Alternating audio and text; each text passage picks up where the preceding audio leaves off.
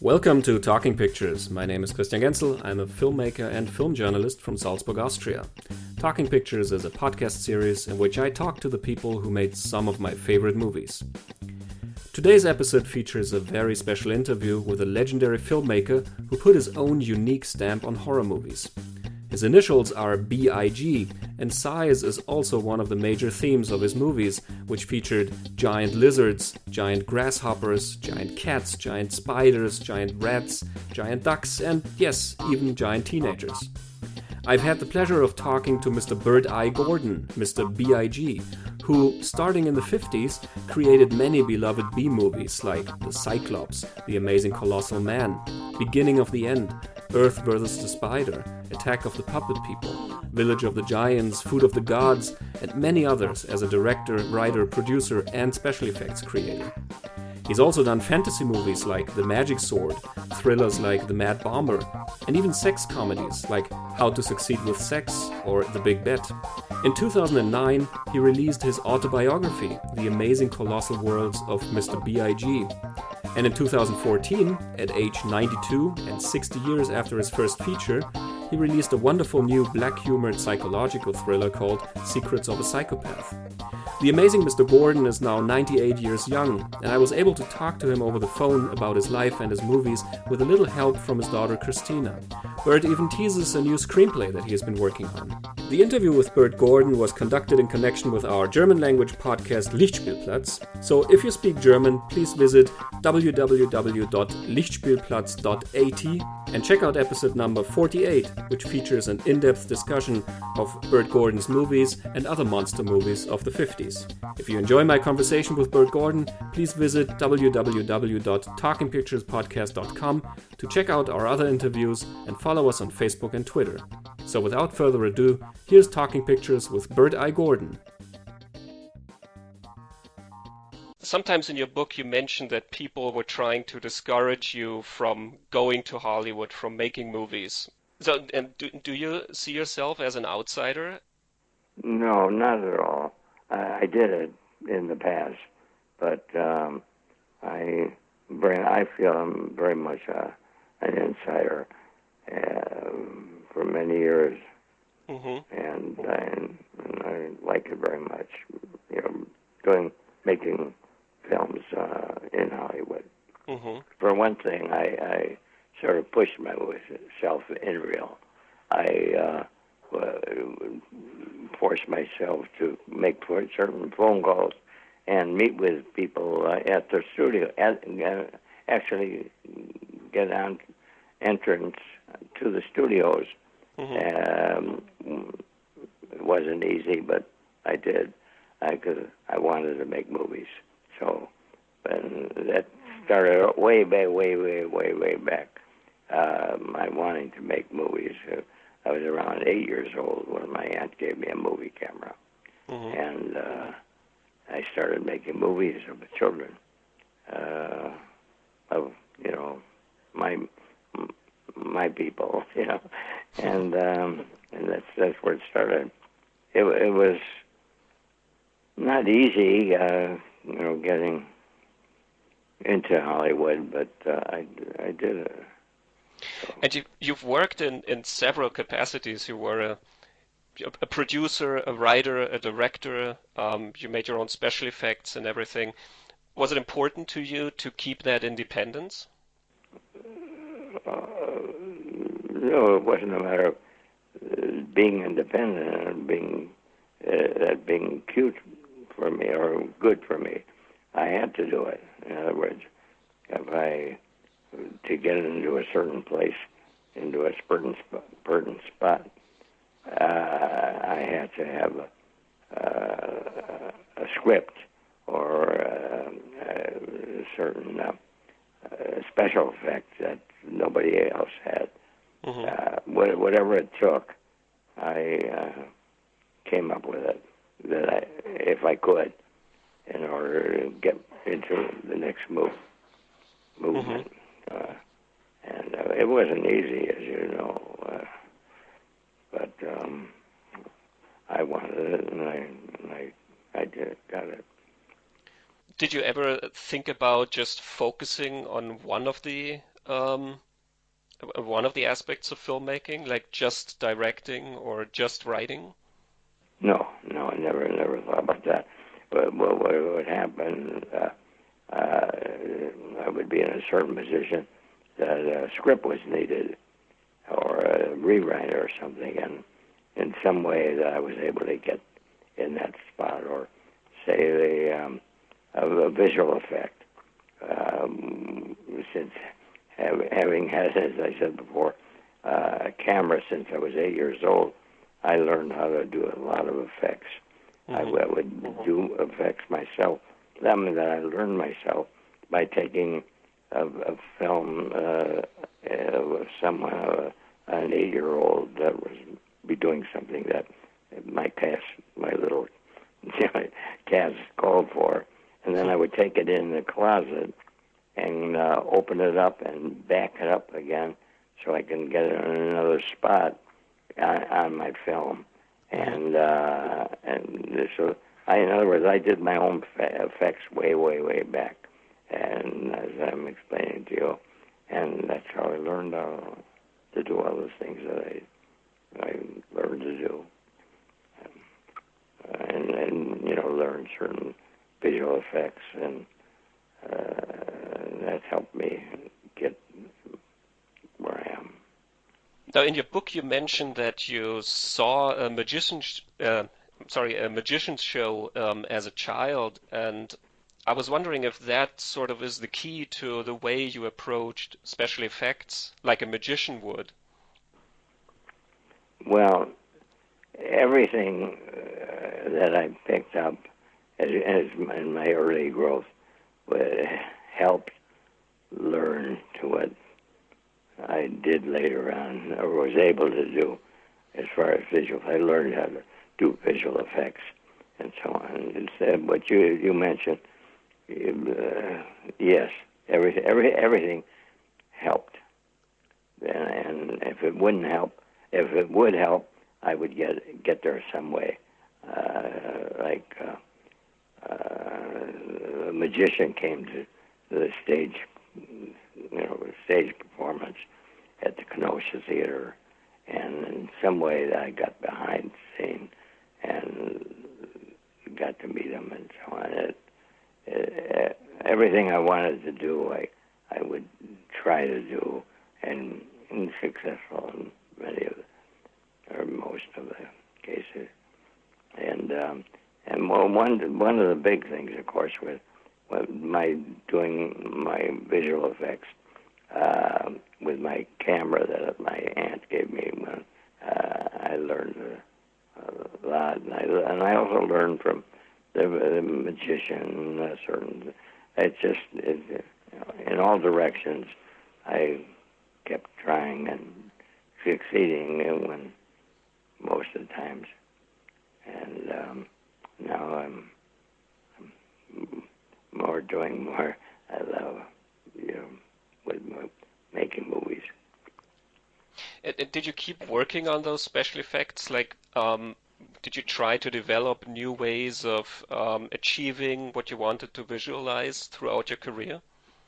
Oh, definitely. In other words, there was always something that it would require me to learn how to do or do it myself. And as I said, when I was 8 years old, I would go into a dark closet, and rewind the film and so on. Well, that was my method of continuing throughout my career, is doing ad release. That would help me continue my sophisticated visual effects. Mm-hmm. And I also learned to use the big equipment for doing my visual effects, the big equipment in Hollywood. And I've just been pushing ahead, and I love it. Now, a lot of the times, many of your movies did have a very small budget. You were always making movies with very little money. So especially in terms of the special effects, do you think the fact that you didn't have a lot of money helped your creativity? Well, what it did was pushed me into getting positions that normally I wouldn't be getting into. And whether it would be cameraman or some point of special effect or whatever it is, it would force me to somehow get to the next position. And so I got where I needed to go to get whatever I wanted to do. I mean, my directing, say, a film, or producing, directing, I was able to bring the budget way down, and that's how I would get into that position. And I enjoyed it. I enjoyed making movies. Love it. So, Bert, what would you have done with if you had had a lot of money for a film? Like if you had had millions of dollars for a film, would they have been different? Would you have done something differently? No, I don't think so. Because to begin with, the point where I'd be starting with a larger budget on a particular movie, the money isn't always there. So I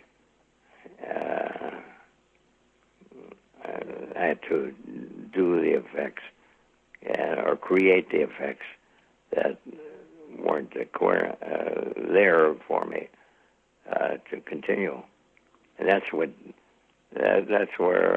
the situation that helped me make my films with big stars.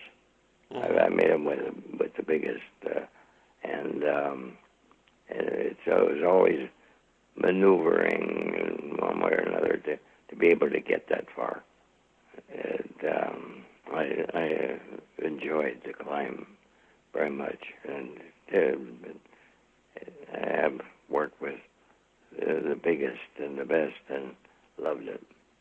Yeah, you've had legends like Orson Welles and Lon Chaney Yeah. and Don Amici and well everybody in your movies. Um, how did you deal with the actors? Because I think that if when you don't have a lot of money, then things need to go very quickly. So how did you ensure working with the actors that you got what you needed? Well, in other words, where I'm paying them more than I wouldn't know how do you mean that? No, I mean on set, how would you approach them? How would you talk about their roles? Because I imagine that you didn't have a lot of time, doing a lot of takes and trying out so many things because you were on a budget. Right. Well, okay. The way that, like, for instance, Orson Welles, the the effect that he wanted, he was interested in a certain situation and so on, and I was able to get it to him. I worked out and got it for him, and got him and accomplished doing a film with him. And then let's see some of the other films. It just was hard work in all ways, but by finding out what it takes and working on it,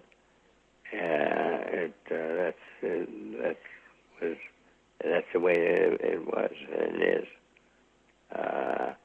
Getting something that they want or a part that they want, or I loved it.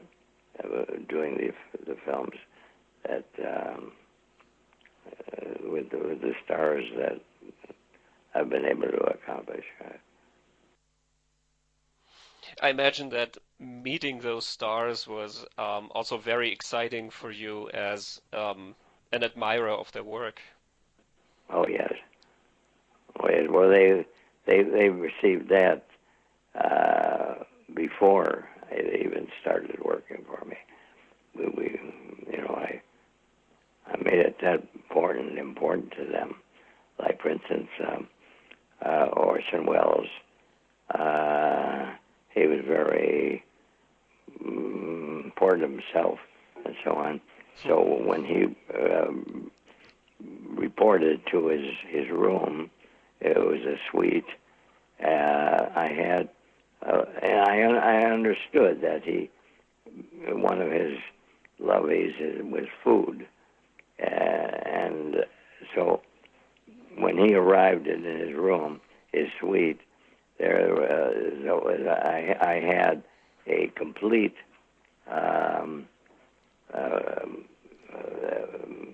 everything else set up for him, refrigerators, refrigerators, food, everything was 100%.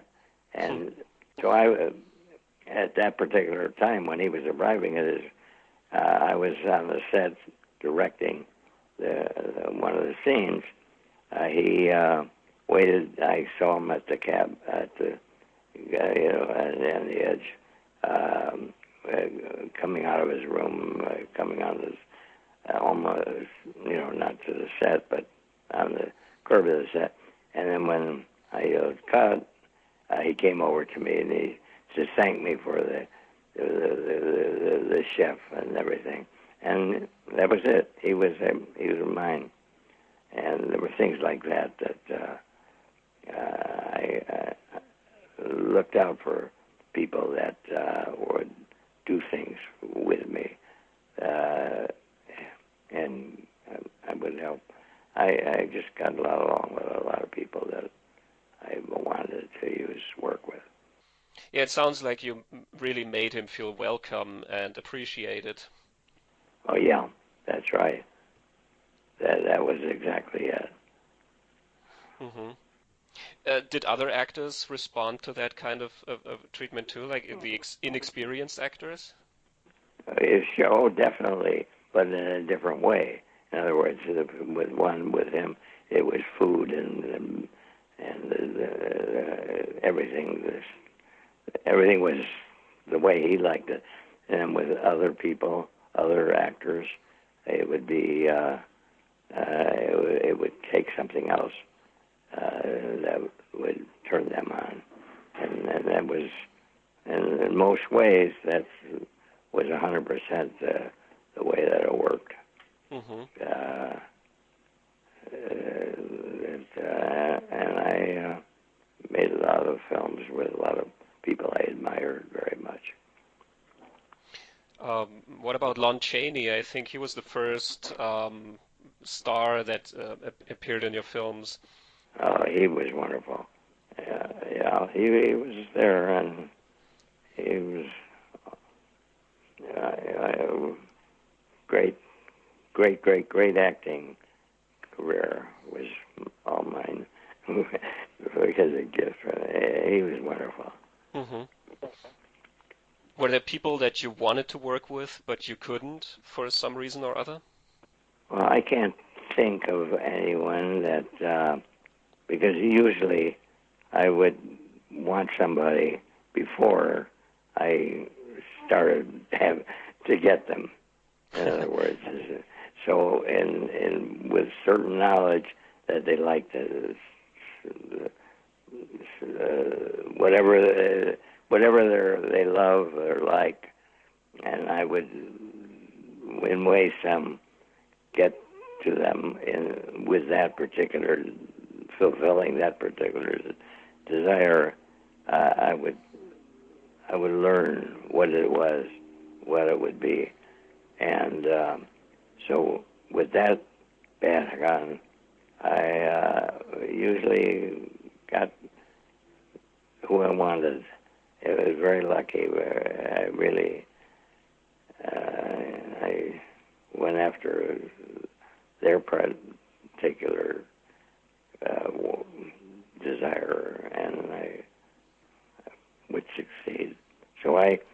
I made most of the films that I wanted to make. I'm with most of the people that I wanted, and I'm getting ready to do another film, and I'm going to do the same thing. Oh, you're working on a new film? Oh yes, Wow. I finished the screenplay, and yes. Uh-huh. Can you tell us a little bit about what it's about? Yeah, well, it's about partially children and a star that is in the films. You know, as far as in the actor, and it has them combining in their story, and But is it a comedy? parts of it, yes, yes. I feel that humor is a very important element in your film, in all of your films, even in the darker ones. Would you agree? Oh yes, I agree. Yeah, that's. I have a good humor, and you're right, but I don't leave it out of my films or my and that's a good part. A good part of it. It's interesting because I don't see a lot of people talking about the humor in your films, and I see there's so much of it, even in a thriller like The Mad Bomber, for example, where you have Chuck Connors, who is always trying to tell people how they should behave in a civilized society. I mean, those are funny scenes, even though the film is very violent. Yeah, thank you. I'm glad. I'm glad to hear you say that. That I enjoyed it. Have you seen a lot of my films? Yeah, I've seen all of them. Oh, well, that's good. Thank you. Enjoying them. Yes, absolutely. I enjoy Attack of the Puppet People. I think is wonderful. Um, The Amazing Colossal Man, I think, is great. I like The Magic Sword a lot. And also your latest one, Secrets of a Psychopath. I think that's a wickedly funny thriller.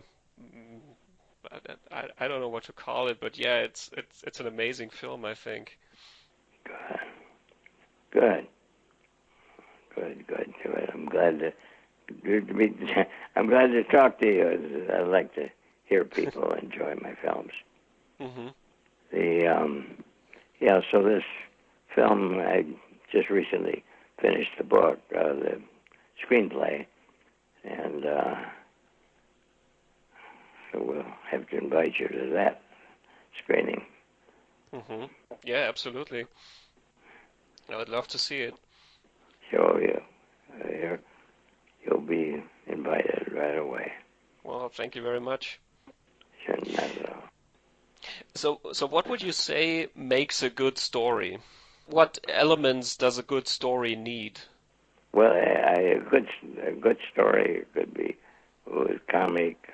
I mean, part of it was comic, uh, but frightening. I like to have a lot of my films have frightening elements. I think to me, all kinds of film are I mean, there's good this, there's a good comedy, or there's a good frightening film.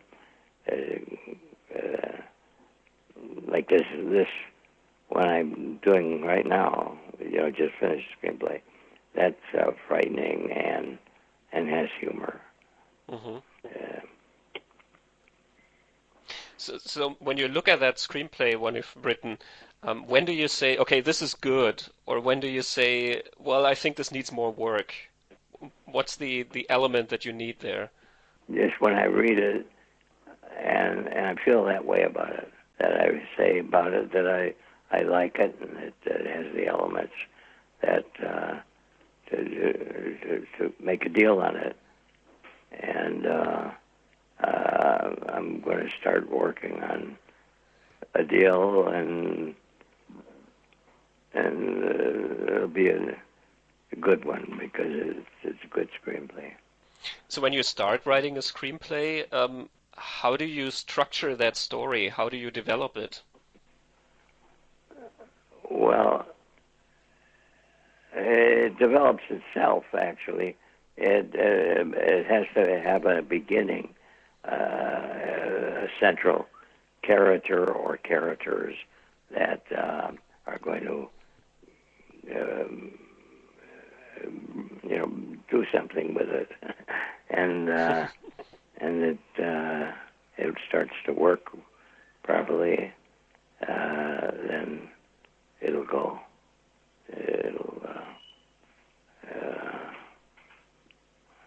I think this one, it has children in it and horror. So one thing I noticed in a lot of your films is that many of the creatures are actually tragic figures, and I think that's what makes the story special. Like the Amazing Colossal Man, that's a very tragic figure, actually. Uh-huh. Is that something you're going for to move the story on an emotional level? Oh, definitely. Definitely. I try to have the people feel great feelings for my monsters, even if it's all good for him or all struggling, or if it's humorous or it isn't humorous. It's very important that the audience loves or likes or cheers for the monster. And just about all the movies I make. Some they don't, but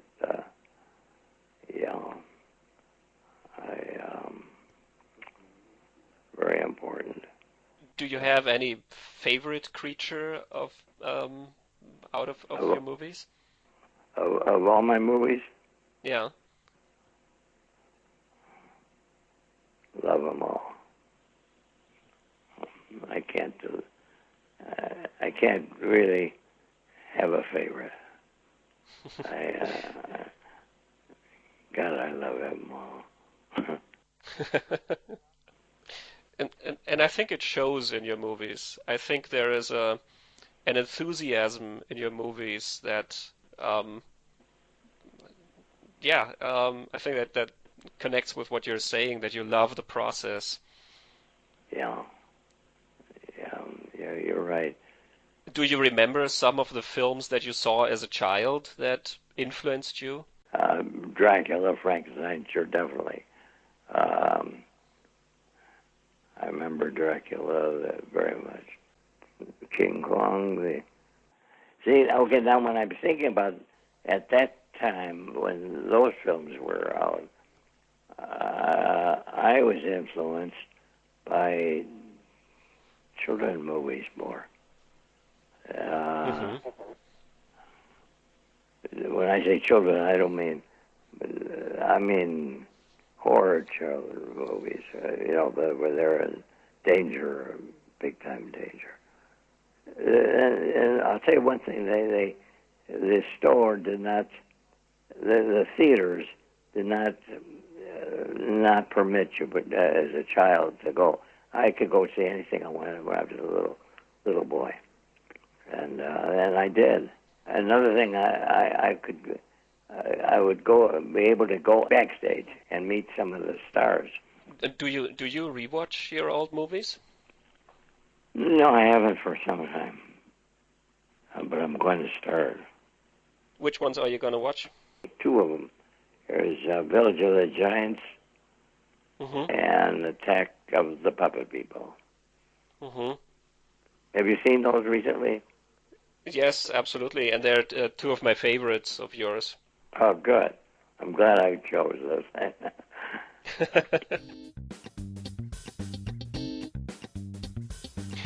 Do you read the reviews to your films? Not always. good motive. I don't know if I do. Just let me ask my daughter. Do I read the reviews of my films? I don't remember. Not usually, no. Not usually, she said. He cares more about what the audience thinks than critics, to be quite honest.